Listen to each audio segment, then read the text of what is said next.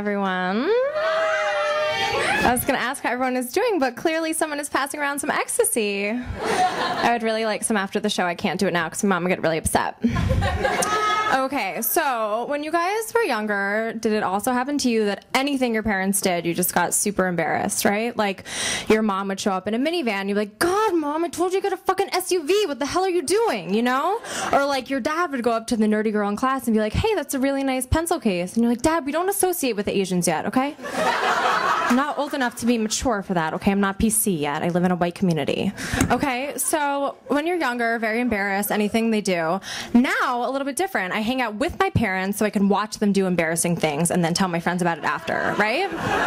Right. So my parents are like pretty awesome and amazing. Everyone loves them. But what makes them so funny is that they're complete opposites. My mom is this like neurotic Jewish mom. Whoa, pause. I'm a Jew. I know it's confusing because my last name is McDonald. My nose is really small and you can't see my horns, but I'm Jewish, right? And my dad is Irish and he is one of 8 siblings and he grew up on a farm and so like different, you know? My mom, crazy. Dad, not so crazy. Like before, when I came in here, my mom was here, obviously got here 3 hours early just to prepare. And I'm at the bar ordering a glass of wine, and my mom's like, Laura, are you going to drink that wine? Because Dad and I had a discussion before, and we don't think you should drink before you go on stage, so maybe just have a half a glass? And my dad's like, Judy! If she wants to get drunk, let her get drunk, you know? So it's like, it's a dynamic, you know? It's love, basically. So when they met, you'd be confused, right? Why like a neurotic Jew who makes a lot of lists and sends a lot of emails is marrying this like hippie from upstate New York. Basically, the reason is marijuana.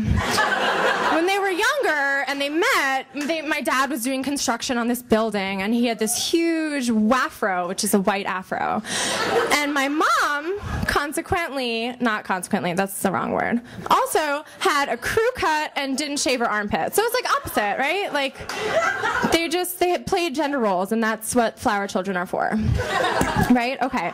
So they met, they're in love, and as I was saying, now that I'm a mature adult, clearly, I like to watch my parents embarrass themselves. So my parents are wineaholics. I won't call them alcoholics because that's really intense, but they do drink bottles of wine every night. I know, it's been a tough childhood. So my dad, right, when he gets drunk, his big thing is reverting to the hippie ages, right? So he likes to greet people with kisses on the lips. So my parents are like the cool parents in college that, yeah, it is so true, Tessa. Yep, he has definitely licked your face before. He has. So basically my parents were like the cool parents. They'd come to college and visit the frat parties, and my brother's friends from school, not cool. Well, my dad's cool, pretty cool. My brother's friends from school would call my dad Jeffy Poo because his name is Jeff and he smells like poo sometimes, and that's like creative, right? Okay, so they're the cool parents, and my dad would always come to these frat parties and like play Beirut and like dance, which is scary. And then one time, not one time, this happens a lot of times. I'm gonna give one example.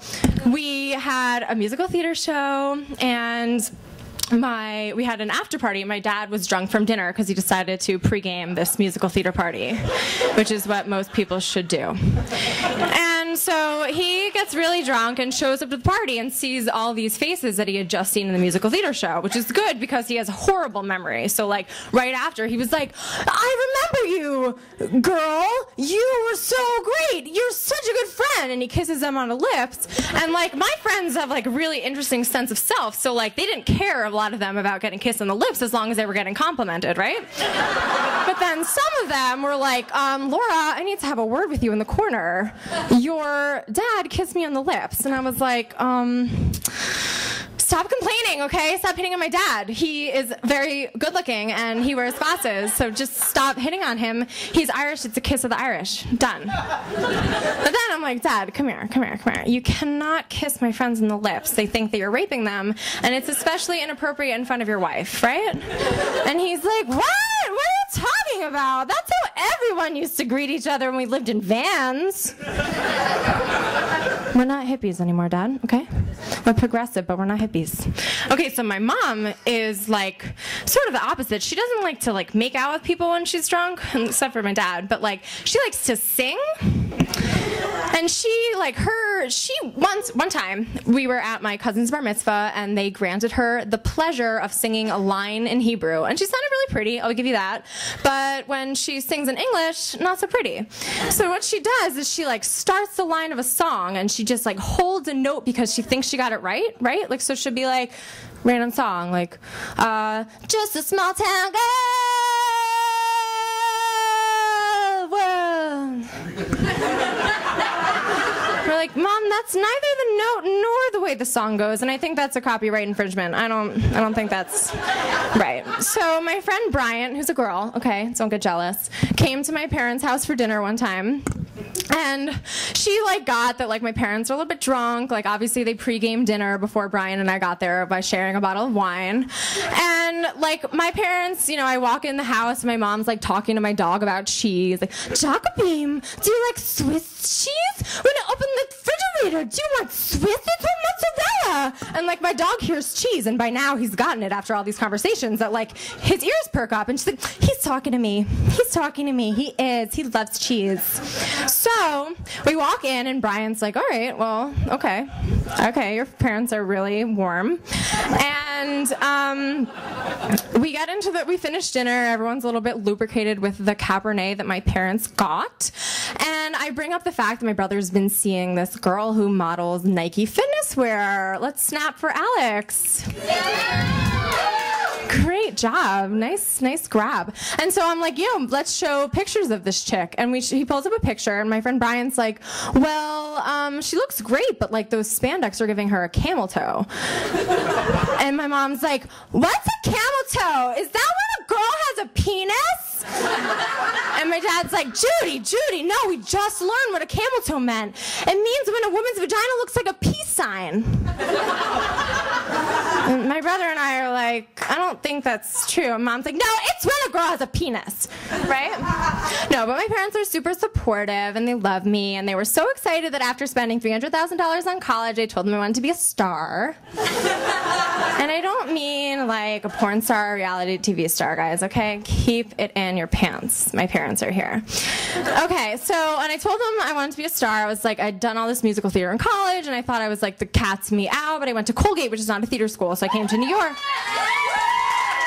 I'm glad you guys brush your teeth. That's really great. So I didn't go to this. I went to this non-theater school and thought I was like the, again, cat's meow, dreidels, dreidel. I don't know a Jewish term for that.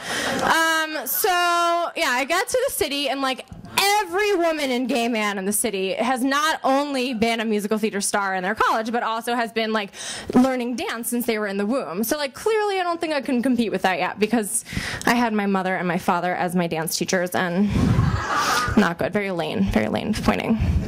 So I decided to move to the city and become an actress. And first, like after my musical theater dreams died within a week, I was like, well, could you either become an actress or become a singer? Because I used to sing, right? Let me tell you something about pop singers, okay? There are 5 kinds of whiteys that sing. I mean Caucasian, okay? I didn't mean to offend you. You're welcome. So there are 5 kinds. 1, the jazz singers like Adele, and she's amazing. I'm not even going to try. 2, the people who play piano and guitar. I don't play instruments, and I think that they're really emo, and I'm not into that. 3, the British and Colombian and Canadian crew, right? Like the people who are like Alanis Morissette, and they all sing like they have this big ball of spit in the back of their throat. You ought to know. James Blunt, a guy but looks like a lesbian. You're beautiful. I saw your face in a crowded place. So you got that right. Option number 3, Shakira, not totally white, she's Latina, but also sings the same way, right? Whenever, wherever, we're meant to be together, I'll be there and you'll be near, right? So the same. Example number 4. This one has the most example, guys, so just stay tuned, okay? Celine Dion, who's amazing. She's a diva, right? But she sings the same way, right? The whispers in the morning lovers sleeping tight. The waters, I don't know the words.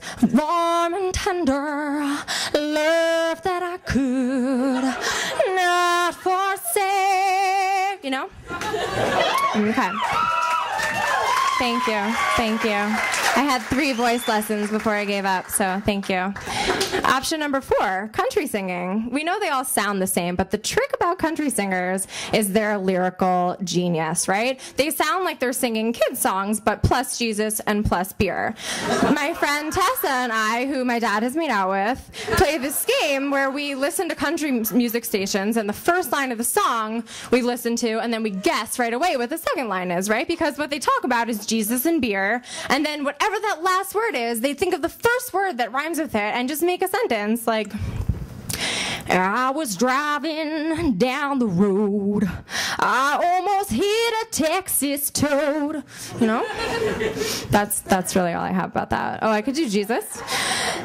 Jesus, you're my lover, my clitoris is undercover.